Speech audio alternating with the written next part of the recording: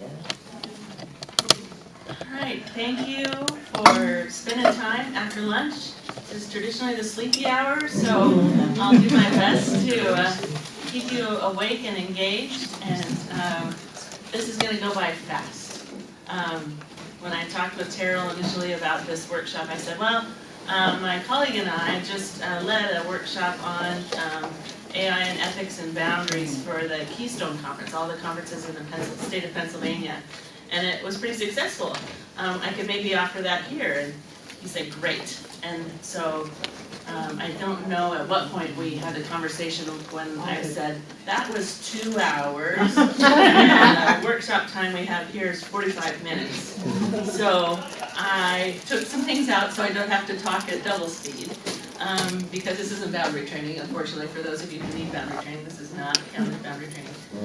This really is, though, the ethics around AI. And it's great to be with you. I'm Barber, and it's a joy to serve as your Minister for Ministerial Support and Accountability on the MESA team, Ministerial Excellence Support and Authorization team in the national setting. And I get to do my work from Seattle, so I'm coming to you from Seattle, and so it's great to see the sunshine. I admit we brought the rain and wind the last couple days, but now you're all taken back over, and so it's sunny again. It's good. And so you'll note in my title, nowhere is AI, technology, anything like that, right? My work is around support and accountability. I see it as a seesaw between the more attention we can give to supporting clergy and authorized ministers in the United Church of Christ, and maybe the less we'll have to do fitness reviews and that kind of work, but you know, we're working with human beings, and so it's a mix of both. So why am I here talking about AI? Excellent question. Lots of reasons. And part of what drew me to this work and what keeps me in this work is seeing the connections between how we make decisions, how we are ethically engaged in the world, and the world around us, which is changing, has already changed since I said that sentence, right? Things are changing all the time. And it does me good, and I'm hoping that it'll do you some good to have some tools to help with that ethical assessment as we engage in the world as it changes. So while I can't rattle off all of the different generative AI platforms and tell you how to do all that, and that's probably disappointing because I know some of you are hoping that that's what we would cover, what I can do is help us again with these kind of formational questions about AI, and hopefully demystify a bit of what you hear. You know, initially we talked about AI. We were seeing robots that were engaging in war on behalf of humans and those kinds of things, right? But now we know that AI is much more pervasive, and will continue to be so as we move into the future. So let's jump in, and there'll be time for questions. And I look forward to engaging on this topic with you. So let's just stop for a moment in prayer. And now, actually, I can't see my screen on my TV because of the way this was set up. So there we go. So if you could just feel that you're being supported by the floor, by the chair, that there's a spirit that moves in and among us as we hear these words from Ephesians. God, thank you for meeting us here, for your presence in our questions, our learning, and our commitment to healthy use of technology. Bring us into the fullness you imagined for us, so that together we may love and serve and transform this world, where we have been called to live a life worthy of the calling to which you call us. Amen. Amen. All right, so deepened awareness, commitment or recommitment to using our good ethical lenses, and support for this work is what we're about. All right, we're going to see this slide a couple of times, right? Right? As much as those movies were scary, right? Terrifying, right? We're going to enter this work in the spirit of unafraid. So when we engage, for clergy especially, particularly, and talk about ethics. We have a revised ministerial code of ethics. And while it doesn't name out AI in specific, what it does do is talk about responsible, appropriate use of technology. So that means, what does that look like, right? So we're talking about impact of how we engage with technology, social media, AI. They're all in that same code.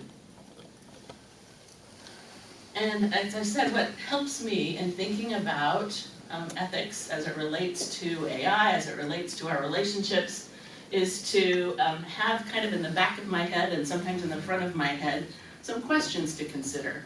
Right? So these, of course, aren't limited to AI, right? These are talking about the impact, not the intent. Intent's great. Good intent is lovely. Impact, right? How does this, whatever this is, impact the well-being of the other person or the ministry setting? How does it fit in with my faith and values? We have some good guides to think about this. I'm hoping that I'll be able to send you this if you registered for this workshop. Thank you. Okay, so that's my intent, and it's being recorded as well. So take excellent notes, but don't feel like you have to get everything down from every slide. Okay, so first, do no harm, right? Like the Hippocratic Oath, right? We've heard of that before. And our own love your neighbor as yourself. Do unto others, and then the platinum rule of that, as they would have done unto them. And we ask about in whose interest. And I think this is an interesting question when it comes to the use of AI. In whose interest? It may seem like a fix, a quick way to do something, but what is really happening underneath this technology that we're engaging in? And then how would it impact the ministry, the mission, and the faith and values? So those are kind of some evergreen questions. But I think as you get into this talk about AI, we can begin to see how they would engage this subject. So when we're thinking about digital boundaries, and AI fits in that, we have to first really give ourselves some credit for having navigated the last 5 years. Right. There were some incredible changes that those years have asked us to engage as the church, particularly around technology. And there have been some gifts that have come out along with a whole lot of cost, right? So we've, do you want to just engage a word or a phrase? I know you're still awake because we're just barely into this, but a word or a phrase about how you or your ministry has been changed in the last 5 years. Yeah. For everyone, Zoom. Zoom, exactly. Yes. Yes, I've already had conversations where I'm like, you look familiar to me. And they said, oh yeah, I was in one of your workshops. I haven't been in the Illinois conference in years, so where is that? That's all from Zoom. Yeah.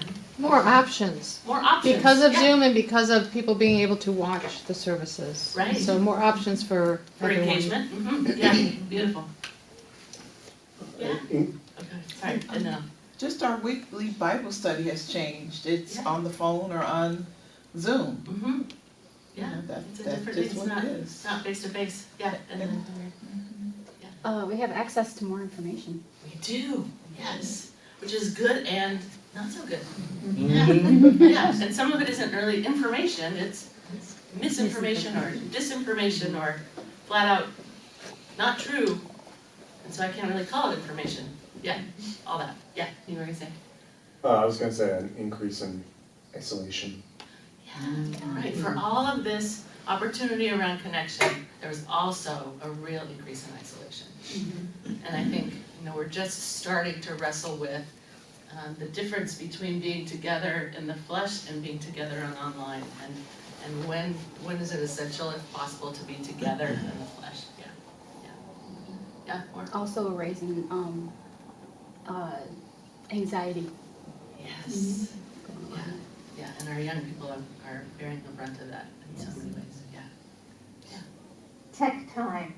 As much as it saves time in some places, it's created a whole new set of tasks for many places that take a whole lot of time, and often there aren't a whole lot of people to do the work. Yeah, right. And when you said tech time, what I immediately thought of is how many hours in the day now I'm in front of my screen that I wasn't so it's that as well as the added tasks, yeah. On the positive end, I feel like we hear less, well, we've never done that before. Yes. There's a lot more flexibility Yeah. and willingness to try new things. Right. We've come leaps and bounds that not having to be forced into online engagement, it would have taken us forever to get there in some ways, yeah. I enjoy the fact that some of my congregants who are homebound or hospitalized, what have you, can still tune in should they wish to. And they don't feel, because, some of them will just not use it. Right? Even though you get them like 10 different options, they're just not. They're not. But the other ones, I even had one in particular who appreciates that alternative so much that she actually contributed to us upgrading from an iPad to an actual camera system. Yeah, right, so she's invested in that accessibility, yeah, beautiful, yeah. The flip side of some of that too is positively increased networking. Right.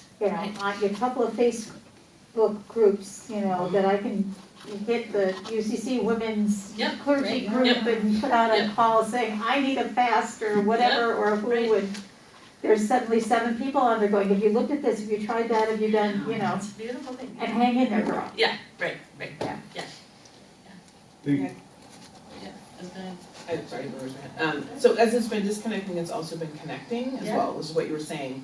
It's connected, I mean, I've taught classes for LGBTQ affirming theology all over the world. People can zoom in, right? In places where it's not safe to do that. And I think that's been something that's sort of beautiful about that. I think the homebound and the idea that people can see and are impacted another way. And we did the next generation with the anxious generation, as a lot of people did for our fall. And we did name all the things that are hard, but also a lot of neurotypical kids and teens and adults find it's been helpful to navigate the world in that way in some ways and not be around kind of people in some ways and get to engage how they want to. And I think that's been like a positive impact. Yeah, that's been really great. Yeah, I don't know if there are other church geeks like me that think, cool, I can worship at all of my friend and colleagues' churches, should I please, on a Sunday or Monday or Tuesday or whatever. And that's been amazing to be able to connect across the country. It really shifts what it means to be a part of church. Yeah. Okay, so we named these beautifully. Thank you. All right, so we're going to talk in small groups, we talked in big group. That's good. Okay, so you're already using AI. Just say that, right? Your smartphone, auto-editing, predictive text. Somehow, every time I type in she, if it's at the beginning of the sentence, it becomes Sheila. Customer service, Netflix, all those things, right? All right. Any place else that you can think of that AI is likely showing up? Beyond. When you Google something, you get AI right at the top. Right, and now it's an option. Exactly. Yeah. That isn't just available, it's being encouraged. It is, yeah, and sometimes you have to turn it off before, unless you want it, Yeah, I've just been taking a research ethics class, and it just opened my eyes again to the ways that everything we put up online is grabbed. Yeah, is available, yeah. So then what? So those things are AI, and then there's generative AI. And generative is the creation of something new. That's those things are kind of pulling pieces together and coming up with this. And then generative is making another step forward, okay, into the creation. And the way this works is that all of the things that we have put up on the internet and others have put up on the internet are in the domain of tech companies that then use it for recreating something new. And they do this in a way where we aren't even aware that it's happening. And this is the place where there's the most concern as we go into the future about generative. How is this developed? How is it used, and what are the ethics around it? Yeah. Maybe you've seen this image before. Somebody typed into a generative AI thing, Jesus flipping over the tables. It is. Literally. It is. Wow. I appreciate that Jesus is a little darker skinned there. That, you know, props for that. And this is not what Real. those who, it's not real, one, probably not. Yeah, and not what's intended by folks who have read the Bible for content, right? And not just for words. Right? Does put a different spin on the story. though. Literally, different spin, yes. Yeah, right there, right? Yeah. Oh, it used Yeah, he to. doesn't even look mad in that picture. Only He's just sermon. Yeah. happily flipping, Kidding. yeah. Thank Jesus. Okay. And then my colleague, Anissa Glazer-Bacon, who is happy, she's helped me with this, and she is the more techie person of the two of us. She typed in, she was preparing a sermon, and they were going to read the Serenity Prayer, so she searched on Google for why did Niebuhr write the Serenity Prayer. And this is what Google AI said. Reinhold Niebuhr, dates Lutheran theologian and non-alcoholic from seminary, wrote the Serenity Prayer in 1932 at the conclusion of a longer prayer. The prayer is an invocation to God for wisdom to distinguish between the things that can and cannot be changed, courage to take action when the former applies, and serenity to accept when the latter does. She put this up on Facebook, right? So she was wondering from other students and their friends what they thought and why the reference around alcoholics. You know. And robbed our UCC connections. Right. Deleted it right out of there. So this is one of the challenges of generative AI, is that it doesn't have the ability to prioritize and deprioritize information. So it takes all of it kind of at face value. And so then what comes up is sometimes interesting, and other times just flat out wrong. Right? So if you're contemplating using AI for,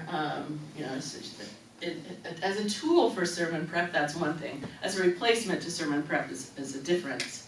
To help write a prayer or write an article for the newsletter or do some generating of a piece, that's the risk that you run, is that it's going to do this kind of absurd to wrong thing. So one of our colleagues, Reverend Carrie Parker, who's in Wisconsin, the Church Council Executive Director, has this way of framing these ethical questions, and I think that's helpful. So what's possible, right? We can all subscribe to a generative AI place. Yeah, it's possible. We can subscribe to multiple. We can use it all the time, right? Is that prudent? Don't know. Is that pastoral, or is that in line with ministry? I think that is another question. And so she was applying it to our boundaries around our availability. But I think, again, it helps in translating around AI and tech, right? Possible? Wow, the sky's the limit, and it's going to be changing tomorrow and next week. Prudent? And then pastoral, or does that fit in with our ministry? I think is a third question. One of the big ethical issues with AI is the source anonymity, right? We don't know who all's stuff has been captured for use in AI without their permission. And if you use a generative AI program to write a prayer, there's a good chance that you're going to hear a word or a phrase that you've heard before. Right? That maybe was someone else's inspiration, but you don't know that because they don't cite sources. And so there's a concern about that in some ways it's all plagiarism, right? Because it all comes from somebody else.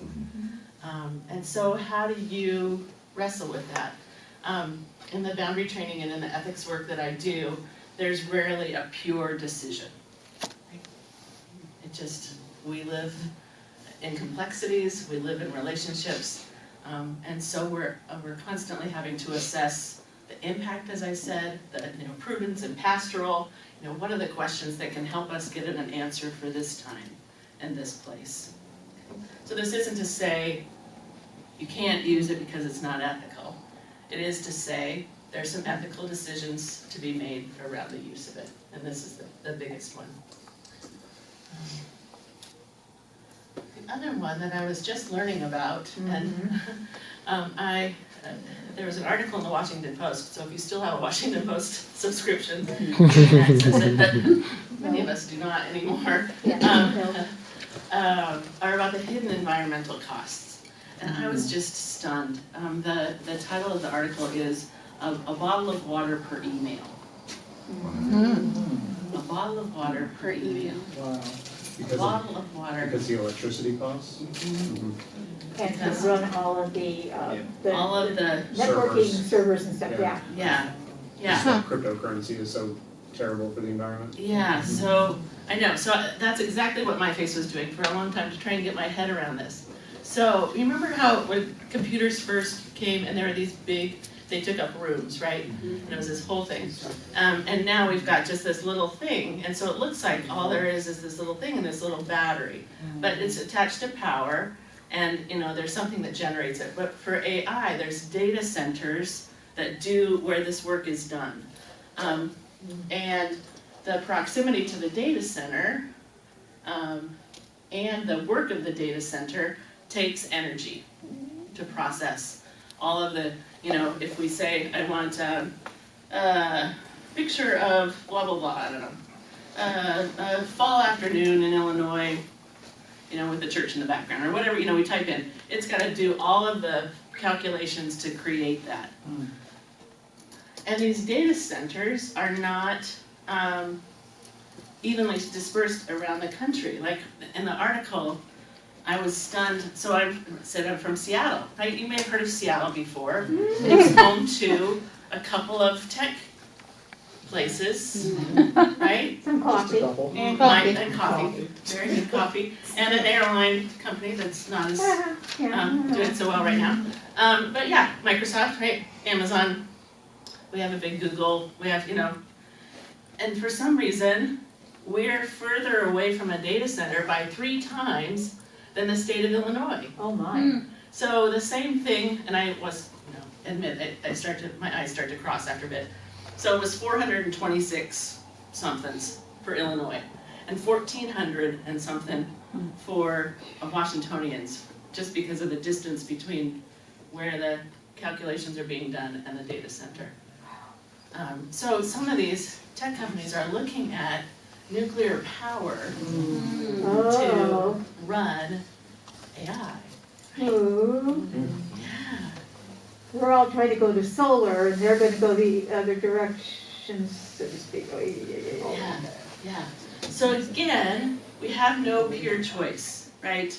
We're using electricity, we're using power, we use something, most of us didn't walk here, we are using resources all of the time. So again, there's a question about how do we want to use those resources and what makes sense.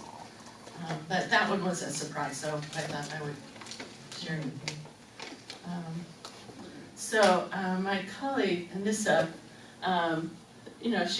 she loves new technologies, an early adopter of depth. And so she is from Maine, where they have bean suppers. I didn't know about bean suppers from Washington, but maybe you know about these. Do you have beef suppers for churches? Do you have chili suppers or chili something? Yeah, okay. Same things. Okay, so you'll get this and you'll be able to click. So she asked for a contemporary Christian song about a bean supper in a church basement on a Saturday night. And it's a hoot and a half. It rhymes. You can almost picture the guy with the guitar playing, strumming in good old youth ministry fashion. It did a brilliant, in some ways, job. And there are lines in it that you've like, oh, I think I've heard that lyric before, right? So yeah, it does some things and it can do some things fairly well. And there's a cost. So, like I said, just get the link and you'll be able to listen for yourself, right? So, I I guess I have the lyrics, just not the sound. So gather around on Saturday night, right? At the church, the feeling is so right. Fellowship brings us together tight, with our hearts filled with pure light. Look at all those rhymes. All the couplets. There we go. Bring on the baked beans, let's dig deep. Hot dog sizzling, a heavenly treat. It thinks that hot dogs go with beans, and so there must be hot dogs at this bean supper. Probably not, but could be. We're breaking wind with in this sacred place. Our souls will meet. The laughter echoes, it fills the air as we share stories and offer up prayers. No matter the struggles or the burdens we bear, in this community we find solace there. All right. One more, yeah. Bring on the baked beans, let's dig deep. Hot dogs isn't a heavenly treat, we're baking bread with blood. Yeah, so that's the course. All right. Yeah. All right. So there's kind of the highs and lows and in betweens and the questions around the use. And I really do think that the more that we can set down our fear and really engage in a way that uses, the best of our discernment around what we want out of this tool and how we want to do that. So I would say some other cautions, and this leads a new church start. I call it that. They've been in existence 15 years, I think. That has a lot of folks that are unchurched and come from other backgrounds. And so I was talking with a friend about this and a church member. And so this was just their response. If you're a pastor who's using AI to write your sermon, then you need to take a break from your ministry. And so then Anissa reframed it to say, well, if you're using AI to replace, not enhance or simplify, a function of your ministry, then something in the ministry is out of balance. So it's an opportunity for us to again, engage in conversation about what the work of ministry is, how it's shared, what the expectations are, and what we're doing with that feeling of overwhelm, right? Because again, I think one of the tools we didn't mention that we've just gotten permission to use in the national setting is the note taker feature on Zoom. Mm-hmm. And in a lot of ways, it's great. It picks up a whole lot.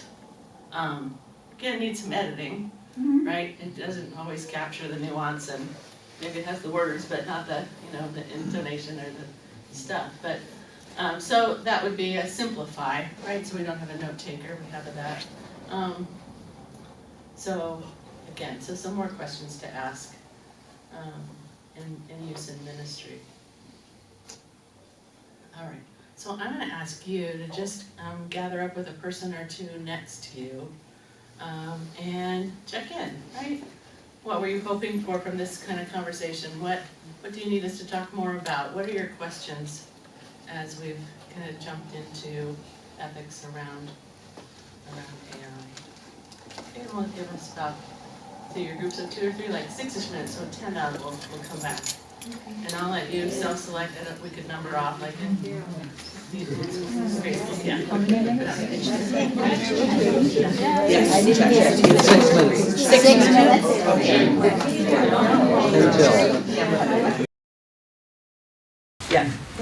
Yeah. One of the things I heard that was really impactful in another setting was if you're not paying for the product, you are the product. And that is something that we all need to be aware of. ChatGPT was free at first, Right. Not because we think billionaires are altruistic, right? But because they needed a farm, they needed our information. And not that you should be paranoid, but you should be aware. Every time you're not buying a product, you are the product for them. And to be very aware of what that means. Wow, yeah, great. Great, not Teacher great, brought but up yes. something really, really good. And she good. said artificial intelligence. Right. Artificial. Artificial, right? You know, we artificial, that, it's not real. Right. And so do we want to take this artificial product when we're talking about the church? Right. And also we share between us that we really need to research this before we even put it out there, before we even use it, because as pastors and teachers of the word, we're responsible. Uh-huh. Yeah, Yeah. we're responsible. Yeah, and you can spend an awful lot of time backtracking to double check everything. That may or may not be the week that you're better at that. Sometimes those hardcore tasks are the ones you can deal with, the creative side not so much, but you still gotta do it. It's work. Right, yeah. It was interesting she was saying somebody who went right to AI to create a paragraph or description or something, and it makes me wonder if we're going to be raising generations of people who just can't think for themselves anymore. Right. Because you just have something, have this AI do it for you, and could we be more creative? Could we ourselves, instead of just going to, or go to, create something, go to AI, merge them, but not, are we going to lose the ability to just think To be for ourselves generative at all? ourselves. Yeah. Yeah, right. Yeah, it's a great question. And yet, I think that with AI, we use the same tools pre-AI, right? Because even with, sermonic preparation, scholastic, study, there's still bias. Absolutely. In commentary. Absolutely. There's bias. Yeah. In scholarships, there's bias in biblical translations. Yeah. And we've had to do the same type of work that's required with AI. Yeah. We've had to determine what's actually not true.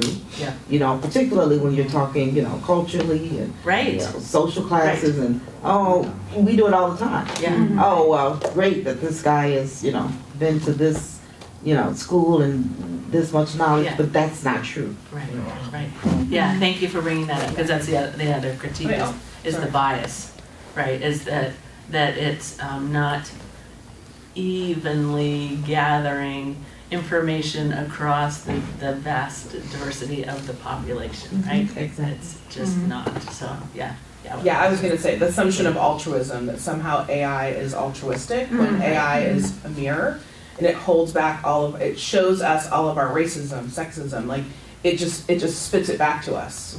Because it's getting it from us, it's not some higher source. Right. And I think there's this misunderstanding that it's somehow elevated and unbiased. Yeah. They had IMN just did their annual gathering, whatever, and they had a couple pieces on AI, and as I was talking about in there, listening to this going, okay, I never even thought about that. I still feel guilty about reusing the sermon that I wrote, like 4 years ago, because I was raised with you never do another, do a sermon twice kind of thing, and they're like, you're doing interim work. Be absolved from your guilt right now. Whatever. But the other thing I was thinking about though is, I couldn't help it, but it was like, okay, they're out in the desert, he's about to confront his brother, and he spends the night struggling with God. Yeah. And it's like, what are we missing in the learning process of trying to struggle with, why can't I come up with something for John, 6, 12, 22 or something like that? What am I not learning? What am I not growing through? What am I not engaging in myself? Because I go, I can't find this. Now, yes, I'm probably going to go to some sort of commentary or whatever, but I still have to struggle with some pretty academic stuff and some pretty highbrow things to put it into a piece of paper rather than go out to AI and say, give me something fluffy on this. That's kind of what you were saying, right? Are we gonna lose our ability to struggle with making meaning for ourselves and for others? And my growth in doing that. Right, and on behalf of Let our alone, churches, right. Yeah, in my youth group, I'm seeing some of this already where our kids are reporting to me that their teachers in high school are making them submit their plagiarism score along with their paper. So they have to take their paper and run it through a plagiarism checker themselves. Interesting. So it's sort of built into the system that they're using. Their teachers are expecting them that they're using AI. Wow. Built-in self-responsibility there. Right. But that's also a fine line though, because the AI checkers will pick up a lot of common words. And some folks use those same common words, so it raises a percentage of plagiarism, when in reality it may not be. It's just very common words that others are using. For me, it's just, I was very anxious to start using something with AI in particular to help, kind of iron out. And when I started, I kind of panicked and asked my husband about it, and he works for distance learning with Northwestern, and he's like, you're using it as a tool, and you're inputting everything that you are like trying to put together. He goes, you're not using it and say, write this for me. Yeah. He's like, that's a major difference. And that's where I was still kind of panicking, because again, we're supposed to write everything, fresh. But sometimes you're like, I'm stuck, right? And still reading the commentaries and all that, is bringing it all together. But you're still going to do some of that work, and sometimes a little more if you're putting it in there, because you're putting what you want, you have it, and then you're trying to iron out, and if it changes stuff, you have to verify that it didn't change to opposite of what you're trying to say, or that it's quoting something that has nothing to do with what you're doing. And then you just created a lot more work for yourself. Well, and wouldn't it be ironic if one of the outcomes of this is actually increasing our humanity, right? So that on those times when we're stuck, when the well is dry, that we could actually own that, right? Yeah, I say, like gosh, when, we're going to do worship differently. We're not going to have a sermon here. You're going to be the sermon. I mean, could this actually be an invitation to engage in a different way? I like taking, like, if there's a prayer that I'm going to use for the liturgy, but it's very male, is taking it and they're saying use gender neutral language, and it's faster, right? Because it's like, instead of you going word for word, it'll do it for you, or say, just make it a little more inspirational. Like, also credit the original, author, even though the words aren't exactly the same, the base of the idea came from them. Right. And so I'll just use it like that. Right. And many pastors have been using prayers that way, right? Like somebody wrote, it's maybe in Worship Ways, or maybe it's in Reworship Blogspot or someplace, right? And then adapting them for our setting. So again, you can see this as an extension of that kind of a process, but then what do we do about attributing? So I like how you said that. Other things that came up in your small groups? Well, one thing that has been bothering me, you showed the picture of Jesus flipping over the tables. That's a completely different picture now, right? You do this today and it's a completely different picture. It's going to be much, much cleaner and much better. But eventually, as it scrapes and it makes worse stuff, it's just going to keep getting worse, because the pool will get bigger, but it will get bigger with garbage. And then it's going to scrape and consider that garbage at the same level as our words. And so it's just going to get worse and worse and worse until hopefully it'll just kill itself. Maybe it'll just kill itself. Right? We just Gen AI something and it's just like that picture, right? And I'm going to get you right this second. Let me just take on to this. So the other resource that I have is from a military chaplain newsletter, because Anissa works with chaplains. And so there's an article on AI, and it has this picture of a military chaplain. Okay? So picture in your minds a military chaplain. Got a military chaplain? So what's behind them? Not a howitzer. Not a howitzer, okay. What's behind them? Blurry for me. It's blurry. You've got a blurred background. Excellent. Okay, great. A flag. One of those green tents. One of those green tents, right? Okay, is what it is. See, everybody thought about it. Great. Anything else about the background? Soldiers behind you. Soldiers behind you. Yeah, that would be appropriate. Yeah. Across. Yeah, interesting. Yeah, okay. What's the chaplain wearing? Does anybody know much about military chaplains? A few. Uniform. Uniform. Okay. Color. The camo uniform. Camo uniform. Okay. Or dress blues or whatever. Great. Okay. Class A's. Okay. Great. Excellent. So, and does this chaplain have a gender? Just saying. Most of the one I know are women, so. So we've assigned a generally gender, female. and maybe a race and an age. But there should be non-Christian military chaplains too. Absolutely, there should be, but There are. Absolutely. Yeah. So, and when we did this in the Keystone Conference, she brought the copies of the article and had them out on the table for people to pick up as they came in to sit down. And it says that it's an article on AI, but it has this picture. almost nobody picked it up because they thought it was an ad for the military, which was great. So in one way, AI did its job somehow, right? But as you looked closely at this picture, there was a cross on the green tent. Probably wouldn't have a cross on tent. The chaplain not only had fatigues on, but had a stole on, which is not allowed as part of the military uniform, right? Had prayer beads and a cross and some wrist things, like all the stuff, all the things, right? So again, it was this sense of, in some ways doing it well, that on first glance, it looked like it was legit. And even though people were coming for an AI workshop, right, and an article that clearly the word said AI, that image was the first thing that they saw and thought, oh, enough about that. And it's, yeah. Wow. Okay. And so I think you're right that it's both going to get muckier and less good, but also maybe even more deceptively good. Right. Yeah. Yeah. Sorry. I have Belabor only that. dabbled just a little bit because I've been afraid of it. Yeah.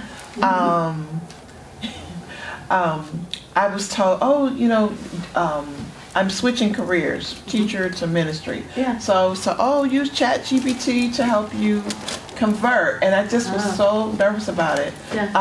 And I didn't do it, but and I did get it done. Yeah. But like a thank you note, like a little thing, a thank you note. Right. We talked about using it to help with the tone of an email. I think, sometimes I get so caught up in the email that it takes me way longer to do it. And so I've just kind of dabbled a little bit. Yeah. And I have a bad habit of writing in passive voice. Yeah. And so it's kind of helped with that too. I don't even know I'm doing it. Yeah, right. So again, there's some ways to use it and use it appropriately and effectively as a tool. And we're already out of time, so I'm just going to click through our resources. So there's Tech Pastor, who theologically may or may not be in alignment, but really is taking seriously about tech and AI in ministry. And then our own General Counsel for the United Church of Christ, Heather Kimmel, has on the Insurance Board webpage a whole webinar on legal questions for churches, specifically for churches, around the use of AI, and then has a policy checklist if your church is going to develop a policy around that. So you'll get these as well. And one more thought as we were going to go, and it just left my brain. I'm sorry about that. So this was a lot, and in some ways not a lot, in 45 minutes. Right?